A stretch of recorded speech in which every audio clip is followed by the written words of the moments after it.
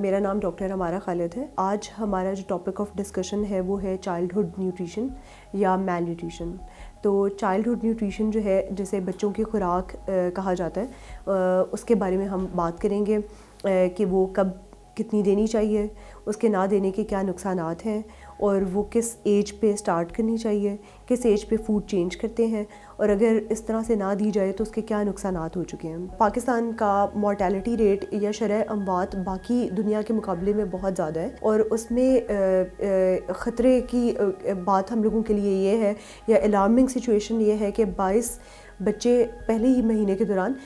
موت کا شکار ہو جاتے ہیں۔ اس کی ایک بہت بڑی وجہ میل نیوٹریشن یا خوراک کی کمی ہے۔ خوراک اس کی مطلب شروع کرنے کے ساتھ ساتھ ہم یہ دیکھتے ہیں کہ اس کا اثر کیسا ہے، مطلب یہ وہ خوراک بچہ صحیح طرح سے لے رہا ہے یا نہیں لے رہا، اس کا پتہ اس طرح سے چلے گا کہ بچے کا وزن بڑھے گا، بچے کا قد بڑھ رہا ہوگا، اور اس کے علاوہ اس کا IQ ڈیولپمنٹ اچھا ہوگا۔ اگر یہ سب چیزیں نہ ہوں یا خوراک اس طرح سے نہ لی جائے تو اس کے کیا نقصانات ہو سکتے ہیں۔ پہلی بات تو یہ ہے کہ بچے میں بہت سے انفیکشنز کا خطرہ رہتا ہے۔ وہ انفیکشنز ڈائریا ہو سکتا ہے، یا نمونیا، یا اس کے جو چیسٹ کے انفیکشنز، یہ زیادہ کامن ہو جاتے ہیں ایسے بچوں میں جن کے اندر خوراک کی کمی ہوتی ہے یا نشو و نما صحیح نہیں ہو سکی ہوتی ان کی۔ دوسری چیز یہ ہے کہ بچوں کا IQ یا اس کی دماغی جو ڈیولپمنٹ ہے وہ ویسی نہیں ہوتی جیسے اس کی عمر کے باقی بچوں کی ہوتی ہے۔